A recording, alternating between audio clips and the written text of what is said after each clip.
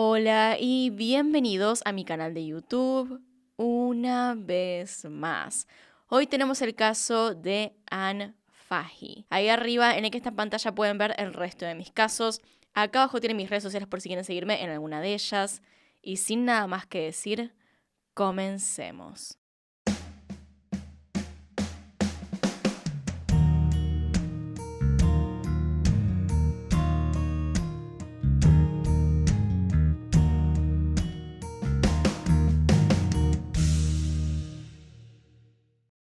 Anne Marie Zinir Fahey nació el 27 de enero de 1966 en Delaware, Estados Unidos. Anne nació y creció en la ciudad de Wilmington. Era hija de Robert y Kathleen Fahey. Además, era la menor de 6 hermanos. Anne provenía de una familia de inmigrantes escoceses que llegaron a Estados Unidos a principios del siglo. Eran una familia muy humilde que se la rebuscaba como podía para vivir. Cuando Anne tenía apenas 9 años, su madre falleció, producto de un cáncer de pulmón. Esto terminó afectando mucho a la familia, pero sobre todo a Anne, que era muy apegada a su madre. La situación familiar luego de la muerte de Kathleen fue a peor.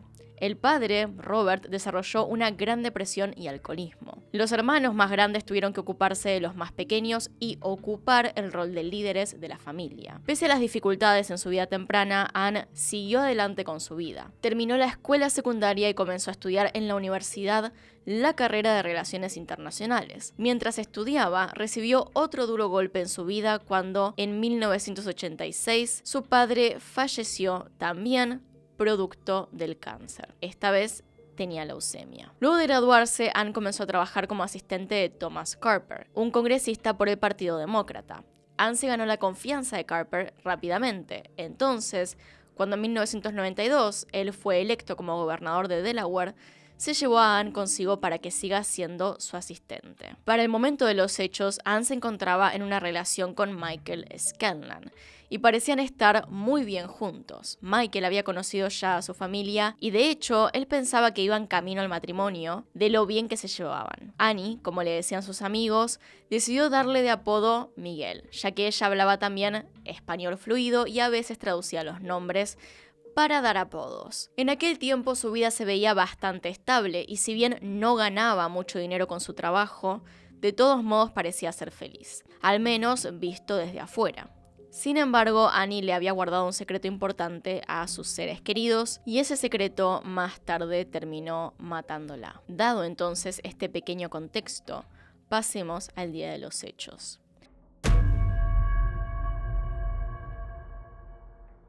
Tal cual la desaparición de Anne se descubrió el 30 de junio de 1996. El año es importante ya que hay que recordar que los celulares, si bien existían, no era lo que son ahora, y se usaba más el teléfono de línea, el dejar mensajes en la contestadora, el dejar un mensaje de voz y esperar a que la otra persona se contacte. Michael había estado intentando hablarle a Anne Marie toda la semana, esperando que le contestara en algún momento. Hasta cierto punto pensaba que ya lo llamaría, que estaría ocupada y que por eso todavía no lo contactaba. Entonces, aquel día le dejó un mensaje en la contestadora antes de las 7 p.m. diciéndole que estaría en una barbacoa, una reunión con algunos compañeros de trabajo, pero que volvería a su casa a eso de las 9 de la noche. Para este momento ya era raro que Anne no contestara absolutamente nada. A las 9 llamó para decirle que estaría en un bar, el Kid Shillings. Esperaba él en ese bar que en algún momento su novia llegara con alguna razón de por qué había dejado de contestar. Tal vez el teléfono estaría roto,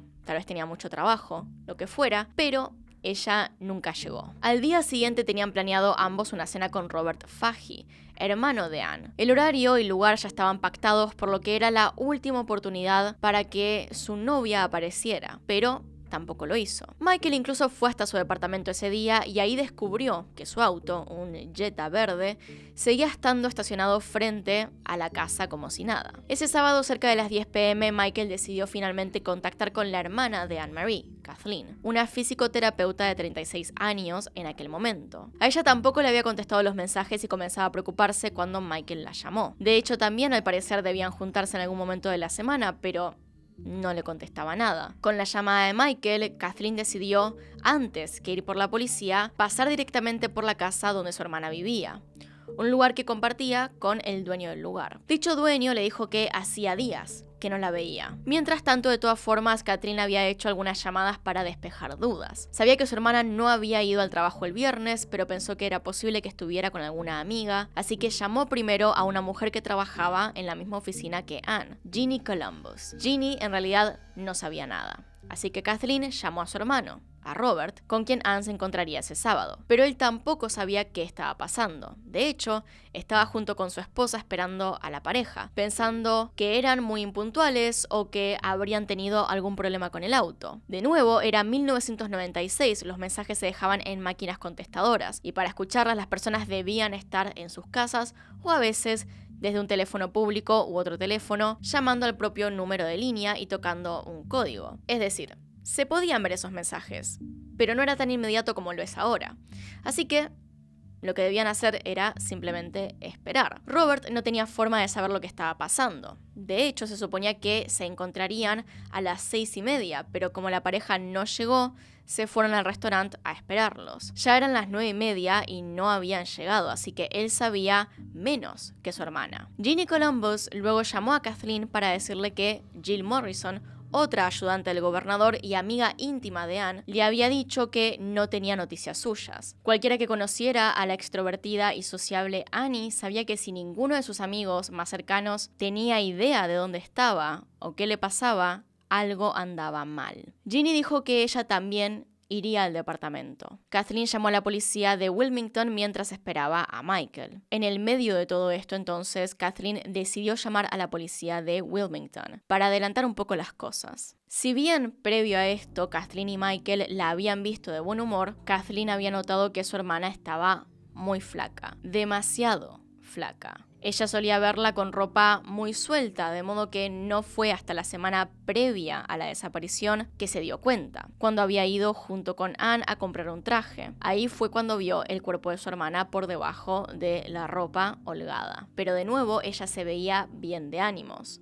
Entonces, Ginny, su madre, Kathleen y finalmente Mike se metieron al departamento a ver si había alguna pista de lo que le estaba pasando a Anne. Kathleen quería comprobar que no faltara ropa o alguna valija. Si era así, si estas cosas faltaban, entonces probablemente su hermana estaría de vacaciones en algún lado, visitando a alguna amiga en la costa. Este es un buen punto además para decirles que Annie era una persona controladora, una mujer extremadamente organizada así como atenta, una persona con una estructura particular en su vida. Vivía sola y tenía sus propias reglas que seguía todos los días, como acomodar su ropa de cierta forma, limpiar, dejar todo ordenado y, muy importante, dejar la cama presentable, tendida e incluso en ocasiones dejar una menta lista al lado de la almohada. Kathleen sabía que su hermana no iría ni a la esquina sin tender esa cama, así que lo que vio dentro del departamento le pareció muy raro. Primero que nada, lo que le dijo el dueño de la casa era verdad. Ellos ya habían mirado y no parecía haber nada particularmente extraño. Todo estaba en su lugar, es decir, no parecía que hubiese habido una pelea en algún momento. Lo único que le llamó la atención es que había bastante feo olor, pero como a encierro. Era un olor que representaba que Anne hacía un buen tiempo que no visitaba ese lugar. Aparte de eso, el departamento estaba bastante ordenado, pero había muchos detalles de limpieza que debían resolverse, como por ejemplo que la ropa estaba doblada pero no puesta en el placard, es decir, faltaba ese último paso. Faltaba barrer un poco, limpiar acá y allá. Y particularmente lo más importante para Kathleen era que la habitación de Annie tenía todavía su cama extendida. Como dije, su hermana tenía estructura, quizá incluso una especie de obsesión con la limpieza y el orden. Algo le había pasado a Anne antes de que pudiera terminar sus pasos de limpieza diaria. Lo había dejado todo como para volver enseguida. Para colmo, la dichosa valija que Kathleen había ido a intentar no encontrar estaba ahí en el departamento. Su hermana no se había ido de viaje. Kathleen entonces tomó el teléfono para llamar otra vez a la policía y escuchó un pitido rápido en el receptor, indicando que Annie tenía mensajes en el contestador. Pero claramente había un problema y, como les decía antes, necesitas un código para acceder a estos mensajes. Kathleen no lo tenía, así que simplemente lo dejó ir y de una vez llamó otra vez a la policía de Wilmington. rogándoles que por favor fueran hasta la casa de su hermana. Catherine y Mike continuaron mirando alrededor del departamento en busca de pistas de lo que le pudo haber pasado a Annie. Resulta que en un cajón del aparador de la sala de estar, Catherine descubrió una carta sin fecha, con una letra que no coincidía con la caligrafía de Michael. Catherine ya había encontrado tarjetas del día de San Valentín de parte de Mike, así que ya sabía cómo escribía. Este nuevo hallazgo era definitivamente de un hombre diferente. Asegurándose de que Michael no estuviera en la habitación, Catherine leyó la carta con cierto cuidado. Ella no conocía la identidad del autor, pero la carta, desde un principio, era claramente de un amante con quien Annie había discutido detalles íntimos de su vida. Una de estas cartas decía lo siguiente: considera el adjunto como un regalo de Navidad anticipado y solo parcial. Ahora puedes darte el lujo de hacer lo que querías hacer. Además, dado que aparentemente Robert cambió sus planes para la cena del domingo, puedes ser parte de la celebración. Si Robert decide invitarte a cenar el sábado, usa esto para comprar la cena, sin bebidas. Todo lo que quiero es hacerte feliz y estar contigo. Te amo. La verdad es que después de leer la carta menos sabía quién era esta persona y recordaba algo parecido a una cena en algún momento, pero no le sonaba del todo. Así que siguió buscando por más cartas y las encontró. 3 más. Estas le hicieron las cosas más fáciles. Eran de un hombre llamado Thomas Capano. Kathleen solo tuvo que leer estas cartas muy por encima para darse cuenta de que este hombre llamado Capano y su hermana eran más que amigos. Una nota fechada el 2 de mayo de 1996 sugería que ya había una relación bastante profunda. Annie, esto no es un regalo, es un préstamo para reemplazar el parabrisas. Puedes pagar la mitad cuando recibas un cheque de la compañía de seguros. Esa parte en realidad era como un chiste interno que tenían y de hecho siguió diciendo: tendrás que fregar mis inodoros y planchar mis calzoncillos. Junto a esta carta y a estos chistes también había una oferta para comprarle un auto caro a Annie, un Lexus 300 ES Coach Edition. Una carta similar con fecha del 25 de junio de ese año, es decir, unos días antes, sugería que este hombre seguía mandándole dinero a Annie, con la esperanza de que no se quedara sin plata durante varios días en caso de que ocurriera una emergencia. Catherine entonces se guardó todas estas cartas en el bolsillo sin decirle nada a Michael, quien se encontraba buscando en otra parte del departamento. Además, Catherine decidió contarle a su hermano Robert por teléfono lo que había encontrado, y lo raro de que el departamento no estuviera ordenado como siempre. Sin embargo, el dato de mayor importancia en todo esto y que probaba que Annie no se había ido simplemente a hacer algún mandado fuera de la casa, era que su cartera todavía estaba ahí, en la mesa de la cocina. Y una cosa era irse dejando la cama extendida,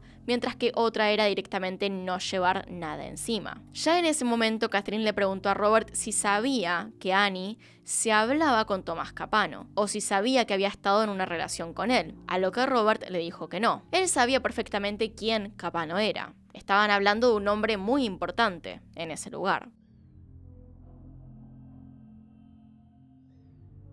Para entender la conexión con Capano, volvamos a la vida de Anne-Marie antes de que todo esto ocurriera, a cuando consiguió su trabajo como asistente. Es cuando comienza a trabajar para el otro Thomas Carper, que Annie se cruza con Thomas Capano. En ese momento, por su jefe, por su trabajo, se conocen en una fiesta. Y desde esa fiesta puntual, que Capano jamás la dejó ir. Hablemos un poco entonces de la vida de este hombre para entender mejor lo que estaba pasando. Thomas Capano nació en octubre de 1949 en Delaware, Estados Unidos. Era uno de 4 hijos de Luis Capano, un importante empresario de la industria de la construcción en Delaware. La familia Capano era una de las más poderosas e influyentes en la ciudad. Como persona de la alta sociedad, Capano disfrutaba de todos los lujos y privilegios que su familia tenía. Tras terminar la secundaria en una de las mejores escuelas de la ciudad, lo que también significa una de las más caras, en vez de seguir algo relacionado con el negocio familiar, Capano decidió estudiar leyes en la Boston College Law School, donde se recibió de abogado. Su familia lo describe como una persona con un excelente temperamento, muy calmado y calculador.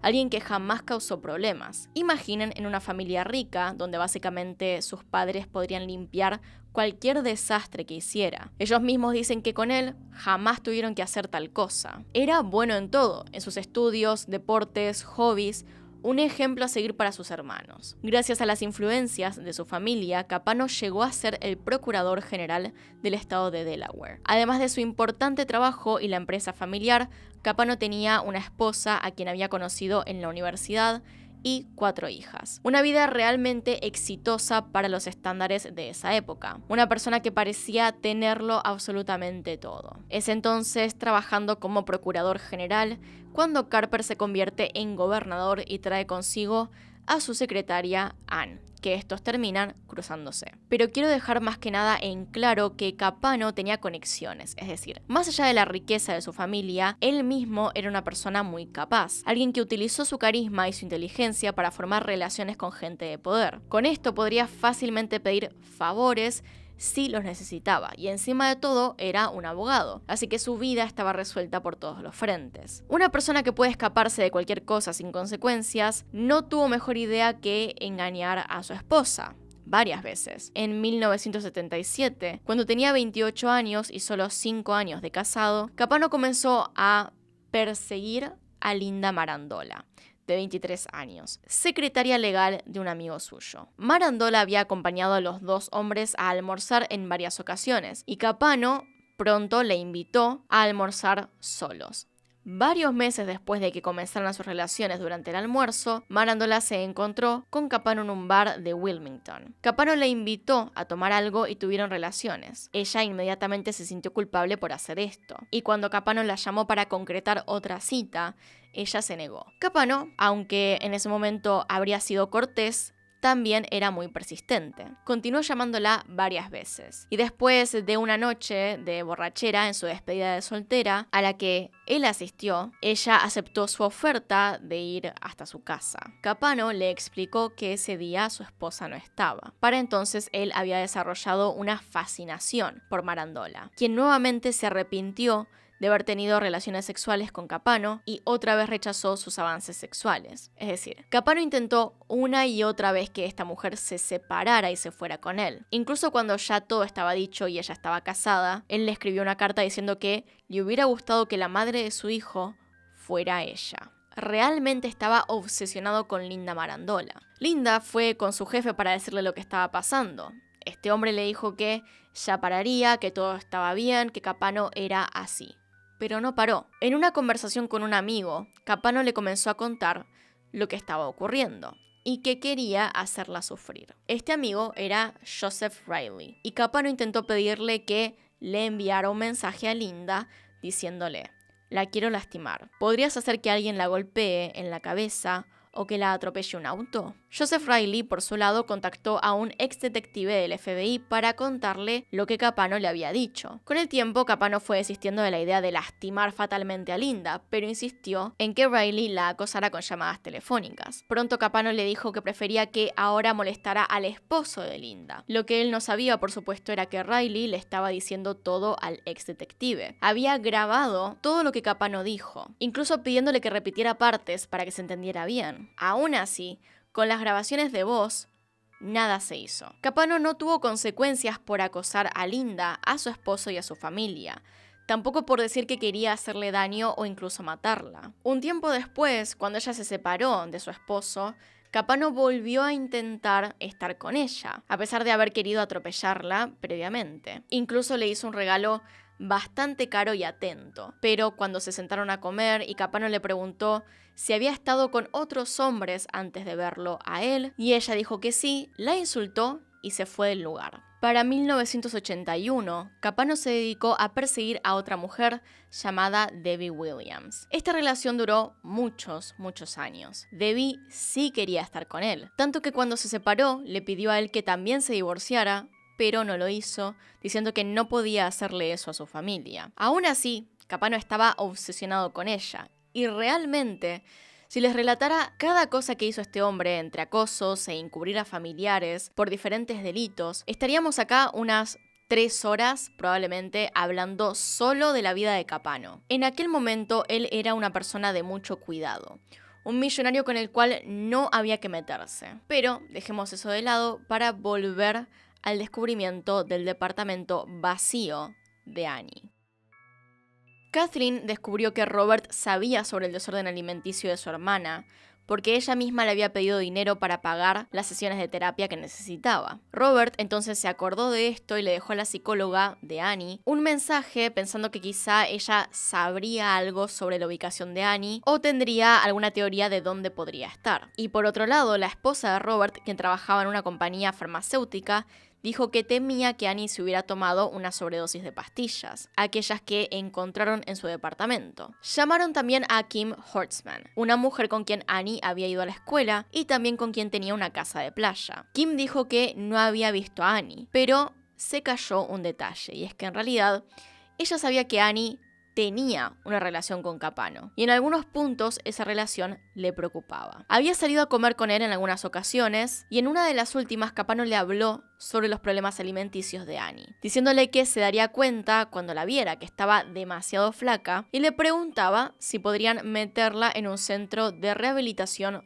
por la fuerza. También le preocupaba la diferencia de edad, siendo que Annie tenía 17 años menos que Capano, y se notaba que él estaba celoso de que ella pasara tiempo con gente de su edad. Se le notaba lo posesivo. Capano también en aquel momento le mencionó lo depresivo que se había puesto por el romance entre Annie y Michael Scanlan. Él había dejado a su esposa el septiembre anterior para poder estar con ella, pero en lugar de que Annie hiciera lo mismo, lo dejó simplemente como un amigo. Kim, como respuesta a todo esto, le dijo que tenía que darle espacio. Así que el día en el cual encontraron el departamento de Annie vacío, luego de la llamada de Kathleen, Kim llamó a Capano para preguntarle varias veces y de forma insistente dónde estaba Annie. Estaba segura de que él sabía. Él le dijo que no sabía, que no tenía idea y que pensó que estarían las dos juntas aquel fin de semana. Por más insistencia que pusiera, él no decía nada más. Capano cortó la llamada diciendo que se comunicaría con ella más tarde. La terapeuta de Annie, por otro lado, finalmente escuchó el mensaje de Robert y se contactó con él. Y le contó que no creía que su paciente pudiera haber cometido una sobredosis, pero también le preguntó si sabía de alguien que pudiera querer secuestrar a su hermana. Insistió en ello, pero se negó a describir más de lo que pensaba por el secreto de paciente, y la conversación terminó en esa pregunta. La desaparición de Anne fue como tal denunciada recién el 30 de junio. La policía, en algún punto entre que los hermanos buscaban a Annie, apareció. En realidad esto fue gracias a Kathleen. Ella le informó a la policía, pero pareció que les daba igual, porque después de horas de estar en la casa todavía no se presentaban. Así que tuvo que usar sus conexiones. Por su trabajo y por su exnovio, ella conocía al secretario de Estado, Ed Friel. Lo llamó y le dijo que Annie había desaparecido, y fue recién ahí que a la policía le empezó a importar el caso. Mientras tanto, Capano volvió a llamar a Kim, la amiga de Annie, para intentar explicar mejor su situación con respecto a todo el tema. Capano pareció esforzarse por describir lo que él y Annie habían hecho el jueves por la noche, diciéndole a Kim que había llevado a su amiga a un restaurante en Filadelfia y que se habían detenido en su casa en Grant Avenue en el camino de regreso. Allí, según Capano, le había dado un traje de Talbot, así como algunos comestibles que eran su forma de animar a Annie a comer. Además, le devolvió algunas cintas que tenía en español. Capano dijo que luego llevó a Annie a su casa, revisó su aire acondicionado que funcionaba bien y volvió a su casa. Según Capano, Anne le dijo que volvería a Stone Harbor con Kim ese fin de semana. Le volvió a afirmar lo que ya había dicho antes, y después terminó con que desde entonces no tenía noticias de ella. La policía entonces, una vez que se dignó a participar, comenzó las investigaciones. Se organizaron búsquedas y comenzaron con las entrevistas de posibles testigos. Es así que no tardaron demasiado en llegar a Capano, quien había sido una de las últimas personas en verla. Sin embargo, cuando fue entrevistado dijo no saber nada al respecto. Eso sí, Capano describió a Anne como una persona temperamental y también creía que podía intentar quitarse la vida. Le dijo a la policía que probablemente volvería a aparecer el lunes a la mañana. Cuando la policía preguntó si tendría él algún problema con que vieran dentro de su casa, Capano dijo que sí, porque estaban sus hijos con él ese fin de semana, así que sería una molestia. Por otra parte, la vecina de Anne dijo que el jueves por la tarde-noche, a eso de las 9:45 p.m. más o menos, escuchó unas pisadas fuertes en el piso de arriba, donde Anne vivía. Esas pisadas eran diferentes, le parecían un poco más fuertes de lo habitual y por eso pensó que serían las pisadas de un hombre. Después de eso no escuchó nada más. Se revisaron también los datos bancarios de Anne y desde el día 28 no había rastros de ningún cambio. No había estado usando sus tarjetas, su cuenta de banco en general, para nada. Solo quedaba comprobar la coartada de Capano, o al menos en la historia que había contado. Él le dijo a la policía que había dejado a Anne en su casa luego de una cena en un restaurante, así que la policía fue hasta este lugar para saber si estaba diciendo la verdad. Al llegar y enseñarle la foto a una mesera, ella respondió que los había visto a los dos juntos aquella noche del 27, pero que se notaban tensos. Anne-Marie casi no había comido nada. La mesera tampoco pudo escuchar bien la conversación, ya que cada vez que se acercaba a la mesa ellos dejaban de hablar. En resumen, no parecía que la cena que estaban teniendo estuviera yendo para nada bien. Con el pasar de los días, los investigadores fueron recolectando más testimonios sobre la relación que tenían Anne y Capano. No podían descartarlo como una de las mayores personas de interés para el caso. Además, había un detalle muy importante, algo que Ginny Columbus le entregó a Kathleen: el diario de Anne, el cual había encontrado en un cajón. El cuaderno no tenía muchas páginas, pero se podía observar perfectamente lo que Anne pensaba respecto a Capano, cómo había comenzado y cómo terminó su relación. Y se podía ver lo enamorada que ella estaba de él. Tengo miedo porque estoy enamorada de un hombre que tiene familia. Fantaseo mi vida con él todo el tiempo. Es muy gentil, inteligente, guapo e interesante. Esto fue una entrada del diario de Anne el 24 de abril de 1994. Pero eso fue apenas cuando conoció a Capano. En entradas posteriores vemos cómo su forma de referirse a él cambia radicalmente. Nuestra relación ha terminado. Sé que es mi problema y mi culpa. Esa entrada es del 26 de abril y la siguiente es: finalmente le di un cierre a Tom Capano. Qué maníaco, controlador, manipulador, inseguro y celoso. Durante todo un año permití que alguien tome el control de cada decisión de mi vida. Esta es una entrada de su diario el 7 de abril de 1996. Pese a esto, en realidad no había ninguna evidencia fuerte, nada sólido y físico para detenerlo como sospechoso. Además, los esfuerzos de las investigaciones no daban resultado alguno. No había rastros de Anne por ninguna parte. Lo único que quedaba eran los objetos encontrados dentro del departamento, pero eso realmente no decía nada. Lo más seguro es que este hombre haya usado su poder e influencia en aquel momento para demorar las investigaciones lo más posible. Tanto así fue que durante bastante tiempo no se obtuvo nada relevante. Un tiempo después de la desaparición de Anne, Capano compró una nueva alfombra, con lo cual los detectives pensaron, todavía sin poder realmente entrar a su casa, que había usado una alfombra anterior para llevarse el cuerpo de Anne del lugar y ahora debía reemplazarla. 4 días antes de la desaparición, la empleada de limpieza se había ocupado de limpiar la casa. A la semana siguiente, Capano le dijo que no requería de sus servicios porque sus hijos no se habían quedado aquel fin de semana, así que no estaba sucio. Claramente esto es una gran inconsistencia. ¿Los hijos de Capano estaban o no estaban? Cuando por fin la empleada volvió a la casa para hacer la limpieza, notó que un sillón pequeño y la alfombra ya no se encontraban ahí. Habían sido reemplazados por 2 sillones y una nueva alfombra. Con este testimonio, la policía pudo entrar a revisar la casa finalmente. En una esquina del living encontraron 2 manchas chiquitas marrones, posiblemente sangre seca. El problema con estas muestras es que eran demasiado chicas. Aún así, se logró hacer el examen ya que la cantidad que tenían era suficiente. Y sí, dio que el resultado de las manchas era sangre. Lamentablemente, para saber si era o no de Anne-Marie, ya constituía todo un nuevo y más difícil problema. No tenían muestras de ADN de Anne y sus padres estaban muertos. Las muestras de sus hermanos no darían resultados sólidos.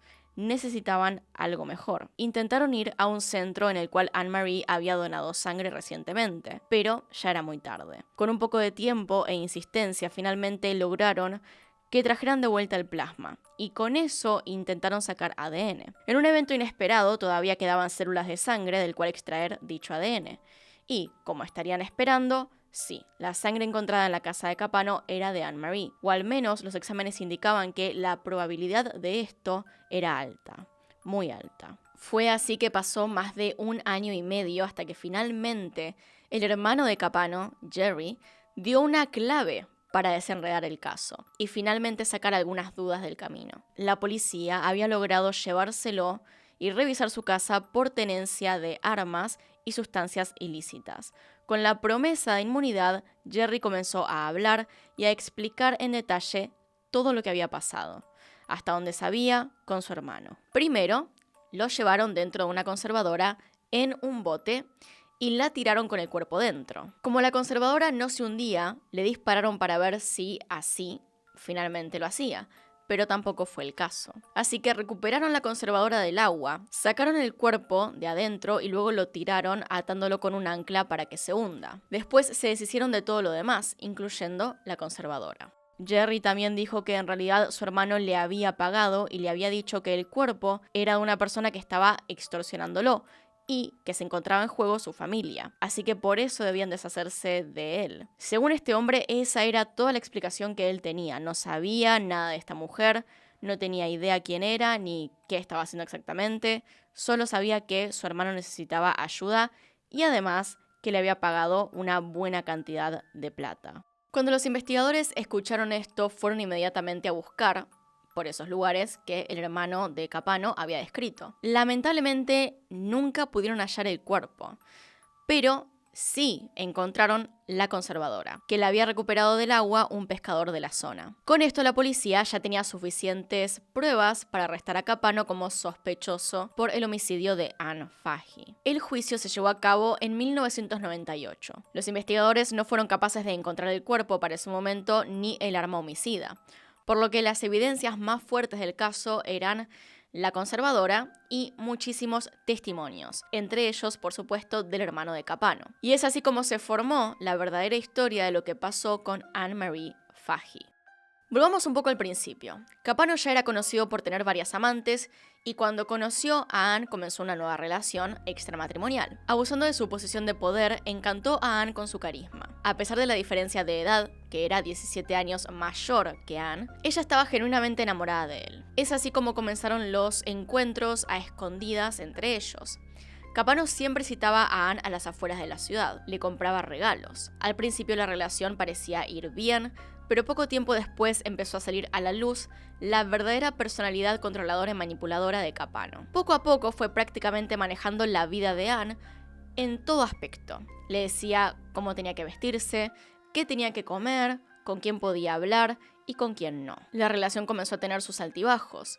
Anne en varias ocasiones quiso terminar todo, pero Capano buscaba la manera de seguir teniéndola bajo su control. El mismo año que Capano inició su relación con Anne, dejó su trabajo como procurador general y pasó a ser socio de un reconocido bufete de abogados, Sol Ewing Arnstein and Laird, LLP. En el año 1995, Capano se separa de su esposa, luego que ésta descubriera que Capano le había sido infiel en reiteradas ocasiones. Que por ahí no les conté, pero realmente fueron bastantes. Pese a estar divorciado, la relación con Anne seguía siendo la misma. Harta de todo esto, para el año 1996, Anne ya no quería seguir relacionándose con Capano. Empezó a rechazar sus invitaciones y tratar de evitarlo a toda costa, pero él no la dejaba tranquila. Anne incluso había conocido a otro hombre y estaba empezando a salir con él, quien era Michael Scanlan. Esto solo enfureció más y más a Capano, quien no quería dejar que Anne estuviera fuera de su control y menos con otra persona. Y es entonces que llegamos al verdadero día de los hechos. Era el 27 de junio de 1996. Anne, quien ya hacía semanas había tomado la decisión de cortar con Capano definitivamente, recibió una invitación de él para hablar. Ella, luego de mucha insistencia por parte de Capano, terminó aceptando esta invitación. Fueron a cenar con Capano a Filadelfia. Esta fue la última vez que se vio a Anne en público. Luego de la cena se dirigieron a la casa de Capano. En este lugar, él intentó nuevamente hacer que Anne se quede con él. Ya vimos antes que era un hombre muy celoso y posesivo, pero que además no aceptaba un no por respuesta. Esta vez simplemente acosarla no fue suficiente para él. Ante una nueva negativa de parte de Anne, decidió sacar un arma y dispararle en la cabeza. Después de esto es que él llama a Jerry, a su hermano, para que lo ayude a deshacerse del cadáver. Metieron el cuerpo de Anne en una conservadora o una heladera chica y se la llevaron en un bote a la costa de Nueva Jersey, donde tiraron el cuerpo al mar. Capano optó por defenderse de la siguiente manera. Dijo que sí se había deshecho del cadáver de Anne, pero que él no la había matado, que quien la había matado era otra de sus amantes, Debbie. Culpó a Debbie, a su amante de como 13 años, porque según él estaba celosa, que los descubrió juntos y que le dio un disparo en la cabeza. Debbie, cuando subió a dar su testimonio, desmintió esto y dijo que ella solo le había comprado un arma a Capano por pedido de este. Pasaron decenas de amantes de Capano a dar su testimonio y todas concordaban en que era un hombre manipulador, violento y controlador. También se usó como evidencia el diario íntimo de Anne, donde contaba cómo sufría los abusos y manipulaciones de Capano. Finalmente, este hombre fue hallado culpable y fue sentenciado a pena de muerte por el homicidio de Anne-Marie Fahey. En el año 2006, la sentencia de Capano fue cambiada de pena de muerte a prisión perpetua sin posibilidad de libertad condicional. Finalmente, Capano falleció el 19 de septiembre de 2011 en prisión, luego de sufrir un paro cardíaco. Pero bueno, hasta acá llegamos con el caso, esa es toda la información por hoy. Hay un libro de este caso que fue el que utilicé para hacer el guión, entre eso y varias noticias, lo de siempre. Ese libro es este que están viendo en pantalla, por si quieren ir a leerlo, es bastante largo y va en detalle con respecto a Capano y sus relaciones anteriores, así como su comportamiento en general. Acá están los Patreons y los miembros del canal, gracias por apoyarme a través de esas plataformas y sin nada más que decir, acá tiene un video nuevo, acá tienen un video recomendado, se pueden suscribir haciendo clic en mi cara y nos vemos en otro video. Adiós.